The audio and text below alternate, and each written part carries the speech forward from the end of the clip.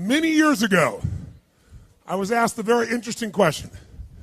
Somebody asked me a question, they raised their hand in a seminar and said, Tony, can you change people that don't want to change? Of course you can change people who don't want to change. All you need is the right kind of. If you have enough leverage where change becomes an absolute. Now for some people, leverage is not even the threat of their own life. Some people would rather die than have you tell them what to do.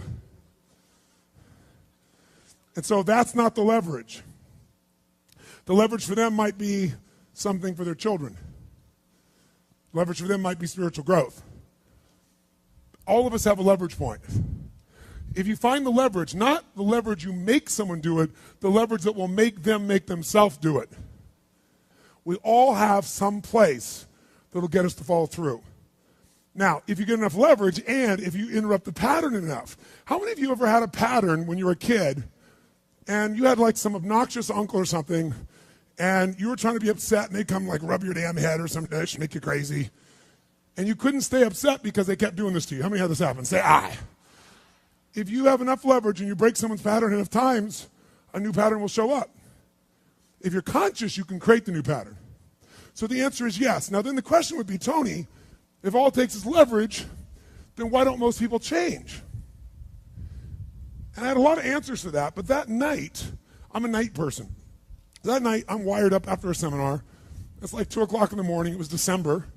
And so I flip on the television in the back for some white noise, looking for CNN, and I come across the old Christmas classic, this Christmas Carol, right? A Dickens classic. And I see it in black and white, and I start watching the movie, and I'm remembering it from being a kid. And as I'm watching this thing, I see this man named Scrooge who clearly doesn't want to change. In fact, he's certain he doesn't need to change because what's happened is his life went through a lot of pain. And when he got pain, he looked for the source of that pain, and he said it was being close to people. So we decided is people equals pain. Remember the red squares we talked about? So now he wants to avoid people, and he's mean to people. Now, he's also very wealthy financially. He makes up this belief that because I'm mean and tough with people, I'm rich. The truth is he's financially rich. If you watch the movie, you read the story, when everybody else is gone, who's still working? He is. He's hardworking, he's thrifty, he's smart, he's intelligent, but he thinks he's rich because he's mean. So he doesn't want to lose being rich. He doesn't want to lose not being hurt. So he has a belief. Be mean to people and everything works out, even though he's miserable. Can we have beliefs that make no sense and yet still believe them, yes or no? Sure, we just get wired. So I'm watching this guy. Now, the only way people change is if they associate either enough what? Pain, so they have to change, or they associate changing will equal enough what? And ideally, if you get both, you'll change. If you get, every moment I do this, the pain's getting more and more intense, there's a point where you must change. And if you get, if I change, I get all this pleasure, you're going to want to change. How many follow? But what equals pain and what equals pleasure is what you associate in your nervous system. So what happens is, the only way you create change is changing what you link pain and what you link pleasure to in your nervous system, not just in your head, in your gut.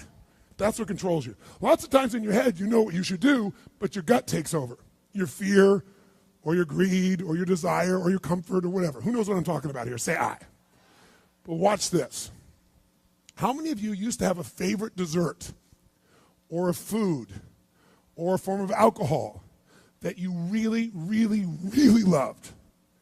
And then one night you had an experience like never before, where something happened, where this food or this drink or this alcohol that you love so much, it went down, but it kept coming back up at a level of intensity and with enough aroma and pain and association that to this day, it takes no willpower just to think of that alcohol or think of the smell of that food or look at it makes you appalled, makes you repelled. Who's had an experience like this in your life? Say aye. Tell me what that change was. Was that a change in willpower? No. All that happened is your brain changed what it used to link pleasure to, it now links pain to. When you link enough pain, it takes no willpower, you're going to avoid it.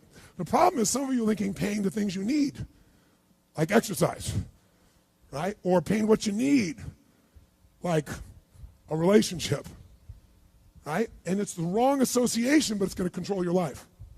Your job is to change what you link pain and pleasure to. So that night, what was pleasure became pain, and now it takes no willpower, you just avoid it. So we call that changing what you associate to things in your nervous system, or for short, a neuroassociative change. In other words, changing in your nervous system, what you associate pain and pleasure to. So, by the way, in this Christmas Carol story, does this man Scrooge change his life? Yes or no? He didn't want to change. Does he change his life a little or completely? And by the way, how fast? In a heartbeat, in one evening. How does it happen? 3 neuroassociative conditioning specialists show up at his house. Right? 3 ghosts show up, and what do? They get him to link a massive, unbearable amount of what? To all the things he did in the past around people. Then they go to everything he has in the present, pain, and everything in the future, pain, till there's so much, there was nowhere to escape. Here's the other reason why people don't change. Because right now, my relationship's in pain. But it was good in the past.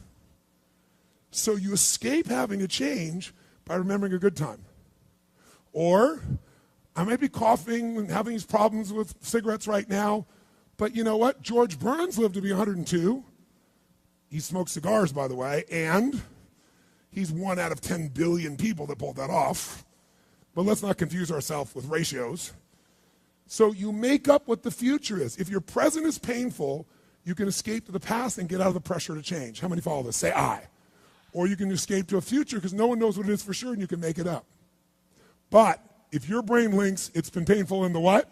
Past, and it's even worse it'll change like that. Who here has ever stayed in a relationship that you knew was not right for you? It wasn't right for you, it wasn't right for them. Who has ever stayed in a relationship way too long? Who's done this before? Raise your hand. Say I. It wasn't good for you, it wasn't good for them, yet you stayed. Why? Why? Because even though it's painful in the present, what'd you do? You said, it'll get better over there in the future. Who finally changed? Who here finally changed that? Say I. How'd you do it? Your brain went, it's painful now, it was painful in the past, it's going to be worse in the future, that's it. That's what I call a Dickens pattern.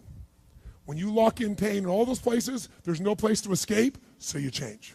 It's like if you put a wall here, and a wall here, and we close them in on you, amazingly, you'll move forward. That's what we're talking about, giving yourself leverage on yourself that way, not having someone else do it to you, you do it to yourself.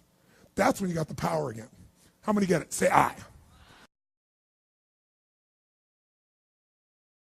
This could be the greatest time you ever live if you control what you focus on, if you find a more empowering meaning, and if you decide to model the actions of those who succeeded before you. It can be the best financial time, the best emotional time, the best spiritual time of your life, but you better take control of your state. And if you think you're going to do it just by today, you're wrong. You're going to need to get yourself some rituals. Right now, every one of you in this room is controlled by your rituals. I don't just mean this one. I mean every morning you get up. I know your body. I can look at your body right now, and I can guess your rituals. Some of you, your rituals to work out 5 times a week, I can see it clearly. 4 to 6 times a week, it's obvious. Because you couldn't look like that if you didn't do that. Some form of workout. I don't care if it's walking, lifting, whatever. Some of you, it's obvious that lifting weights is part of it. You can see by that man's muscles. I know what his rituals are. Because your life comes from your rituals. If you don't develop the ritual, you're kidding yourself. How many agree with me on this? Raise your hand, say I. And there are rituals that put you in state, and there are rituals that take you out of state. You have rituals in your relationship, you have rituals with your body, you have rituals around your finances, and the rituals that worked in the reaping time of fall in the markets and in business and in real estate, those rituals won't work now. If you do the right thing at the wrong time, you get pain. I'll say that again. If you do the right, you go, but Tony, I'm doing the right thing, but I'm not being rewarded. If you do the right thing at the wrong time, you don't get rewarded, you get pain. So you better do the right thing at the right time, and to do that, you better know what season you're in, and to do that, you better learn how to change your state. how to take control of your own conditioning. That's what I live for. Does this make sense to you? Yes or no? Come on, guys. Yes or no? So now it's time to train yourself to do that. I'll show you how fast it can change. Try this just for a second. I want to show you what you can do with just focus. Try this for a moment. I'm going to give you a test. Sit up in your chair with some energy. Make sure your buddy next to you is in a strong state. If otherwise, adjust their state. Come on, change their physiology, whatever they got to do. See if they're ticklish. That might help. Now do this. I want you to look around this room right now and find everything in this room that you can find that is brown as fast as you can. Look for brown, look for brown, look for brown, look for brown. Look around you, look for brown, look for brown, look for brown. Okay, close your eyes. I'm going to give you a test. With your eyes closed now, shout out loud everything you saw that was red. If you see a lot more brown right now than red, say yes. Open your eyes. Look for red now. I want you to really look for red. Look for red, look for red, look for red. Anything you can find that's red, look for red. All around you, look for red. Raise your hand if you found more red this time and say I. Why did you find more red this time? Because seek and you shall. That's right. Whatever you focus on, you're going to find it. In fact, let me tell you something. You'll even find it when it's not there. How many saw burgundy, called it red, just so you could have more things you counted? Raise your hand. Say, aye, come on. See, whatever you're looking for, you're going to find. So if you want to change your life, my friends, you've got to change your physiology and you've got to change your focus. By the way, how fast can you change that stuff? How fast, my friends? How fast? How fast? Come on. In a heartbeat, once you rechange your conditioning. That's all you got to do. And you can do it fast. You can do it with a question or two. Try this right now. Answer this question in your mind and be honest. What in your life today, if you wanted to be, could you feel proud about right now? If you wanted to feel proud, if you didn't feel like, I shouldn't be proud, if you wanted to feel proud, what could you be proud of in your life today? Your children, your health, your body. Is there a problem you faced? Instead of running from it, you finally stepped up and handled it? What could you feel proud of in your life today if you wanted to feel proud? How many can think of something? And when you think about this thing you're proud of, what about that makes you feel proud? What do you focus on that makes you feel proud?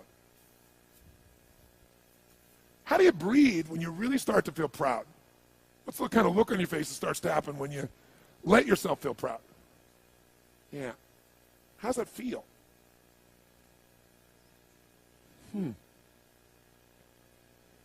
Think of another area of life. Think of an area of your life that you're grateful for. Or if you go, I'm not grateful. If you wanted to be grateful, what's an area you could feel grateful for? What could you feel grateful for if you really wanted to feel grateful? How many can think of something you could feel grateful for? Let me see your hands. And what about that are you grateful for? What do you focus on that makes you feel grateful? How does it feel when you're really, truly feeling filled with gratitude?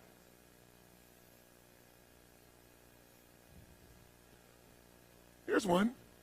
If you wanted to be excited about your life right now, and you were willing to be excited, you're willing to buck everybody else's trend, what could you feel excited about in your life if you wanted to feel excited? What could you get excited about if you really focused on it and you really took it in?